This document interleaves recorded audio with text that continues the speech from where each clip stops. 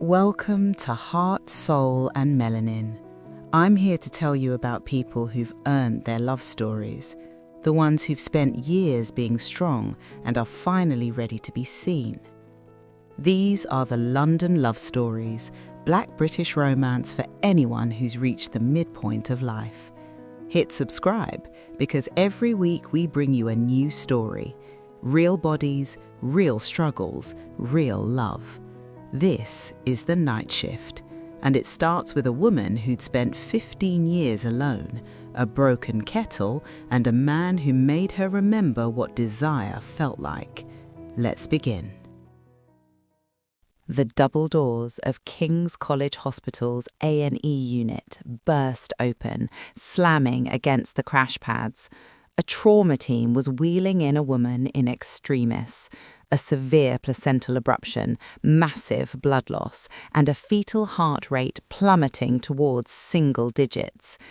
Simone Richards, the senior midwife on shift, moved with a practiced, lethal efficiency. 25 years of experience told her the mother was crashing. Her heart was a steady, rhythmic anchor, but the blood slicking the linoleum was a terrible, vivid red.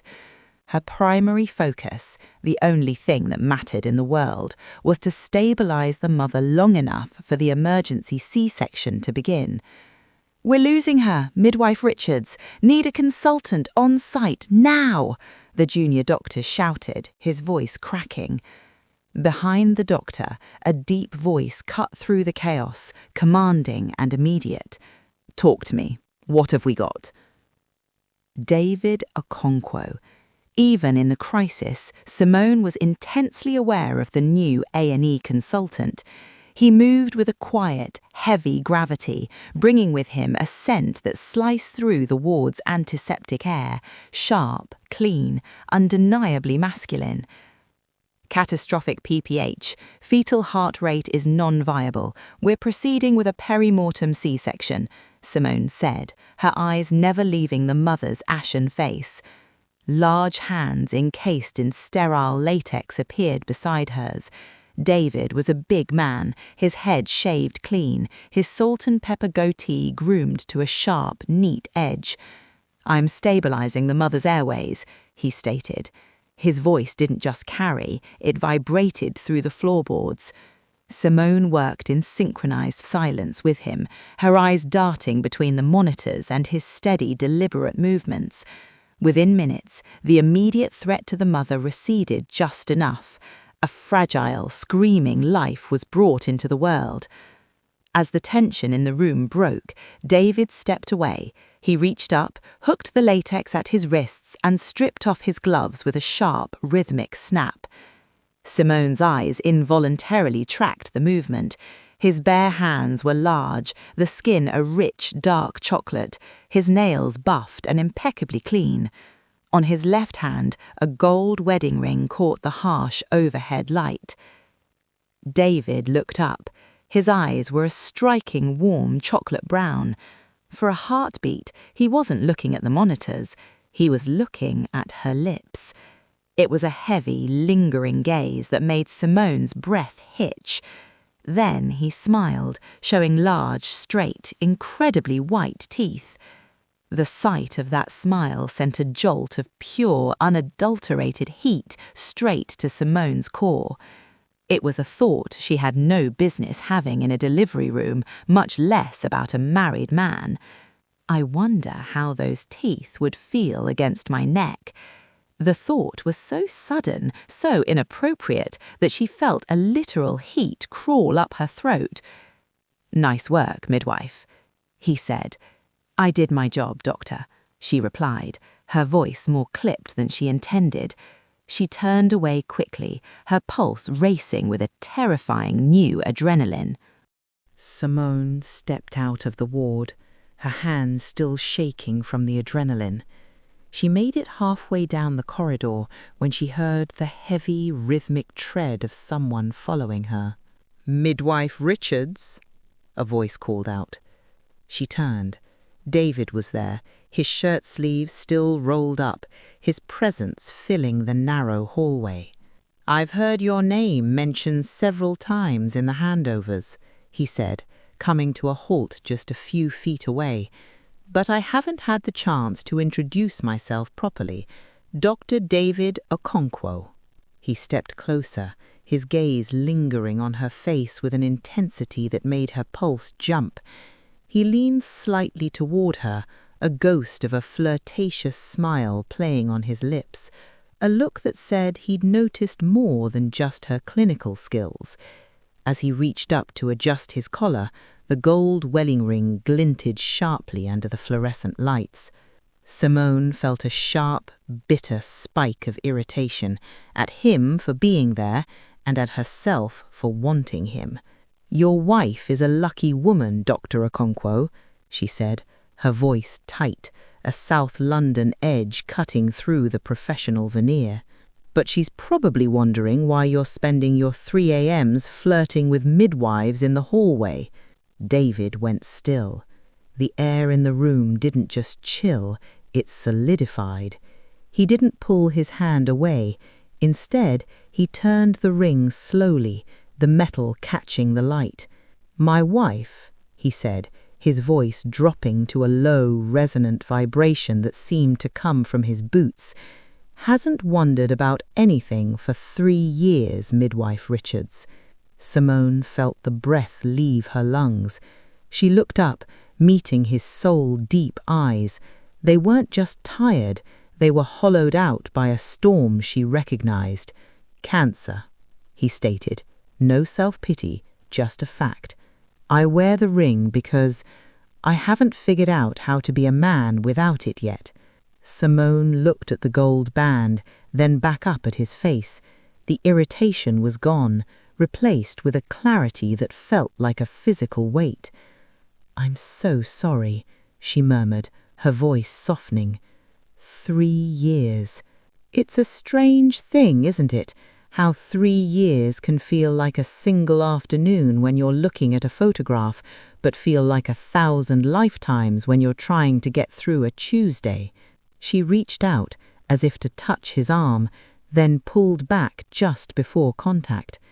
She gave him a small, knowing nod, the look of a woman who had seen the beginning and end of enough lives to know the truth of it. "I'll see you at the next handover, Doctor." She turned and walked away, her footsteps light and steady on the linoleum. David didn't move. He watched her retreat, his heart thudding for a reason that had nothing to do with the clinical emergency. Then he turned his gaze to the large windows overlooking the dark sprawl of Denmark Hill. He had his back to the hallway now, his white shirt stark against the night sky. He felt the weight of her words more than the weight of the ring. He looked down at the gold wedding ring still resting on his finger and began to turn it with his thumb, a nervous habit he couldn't break. The guilt was sharp and sudden. It wasn't familiar yet, but a raw, stinging thing that caught him off guard. He had come to King's to be a ghost, to mourn his late wife in the quiet routine of a new ward. He shouldn't be noticing the way a midwife's braids framed the striking beauty of her face. He shouldn't be tracing the long, elegant line of her neck with his eyes. But as he walked back towards his office, the need to see her again felt compulsory. He had spent 3 years in a fog of grief, and Simone Richards had just shocked him back to life. He wanted to get under that professional armor. He wanted her to look at him. He wanted her to see him. He found himself heading towards the staff room at 3:47 a.m., driven by a restless, hungry energy that made his palms sweat inside his pockets. The silence steady and warm. The staff room was a graveyard of flickering fluorescent lights. Simone was already there, reaching behind the ancient microwave to pull out the secret kettle. "I've been trying to find a working appliance in this building for 20 minutes, David said, leaning against the doorframe. He watched her spin around. Even in her shapeless scrubs, she held herself with a regal grace. As he stepped into the room, he caught it, the faint, warm scent of citrus and cinnamon clinging to her skin. It wasn't the room, it was her. It was intoxicating. "It's a secret," Simone said. Her voice was slightly breathy. "You have to threaten it before it boils." Threaten a kettle. He stepped closer, purposefully invading her personal space. He reached past her for a mug, his arm brushing against hers. The contact was brief, just a millisecond of bare skin against her arm, but it felt like a low-voltage shock. Simone froze. He saw the way her chest rose and fell, her eyes fixed on his forearm. "You're very quiet, Simone," he said. He stayed close, his presence heavy and warm. "I'm tired, David. It's been a long 15 years. She stopped abruptly, her eyes widening as if she'd let a secret slip. She looked away instantly, her jaw tightening with regret at the involuntary window she'd just opened into her life. 15 years. He tilted his head. He felt the weight of his own ring, but the curiosity he felt for her was stronger. "That's a long time to be holding your breath." He saw her gaze drop again to his forearm. He watched her eyes trace the veins that stood out under his skin. He felt himself reacting to her scrutiny, a tightening in the lower belly that was both a thrill and a terror. "The kettle," she managed to say, pointing at the steaming plastic. "Is it?" he asked, his voice dropping an octave. He didn't reach for the tea, he just watched her, his gaze dropping back to her mouth. He was a grown man, but standing in this dingy staff room, he felt like he was on the edge of a precipice. The guilt was there, but it was being chased by a powerful, visceral hunger. Simone fled the staff room the moment her tea was poured, her hands trembling. She retreated to a private alcove, sitting in the dark, her heart hammering. The 15 years comment burned in her mind. Why had she said it? But her body was louder than her regret. Between her thighs there was a dull, rhythmic throb she hadn't felt in a decade. Lust. It was plain and simple, and it terrified her. She thought of her flat in Brixton. She thought of how it would feel to have that scent filling her hallway. She closed her eyes and saw his smile again, those white teeth, the salt and pepper goatee, the powerful thickness of his neck. 45 years old, she hissed to herself, pressing her cool palms to her burning cheeks. But her body wasn't listening to her age. It was listening to the way David Okonkwo looked at her, as if he wanted to peel back every layer of her armor until there was nothing left but the woman underneath.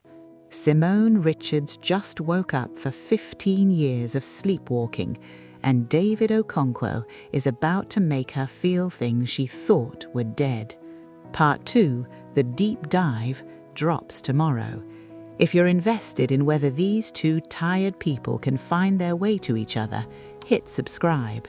I'll see you for part 2, and trust me, it gets intense.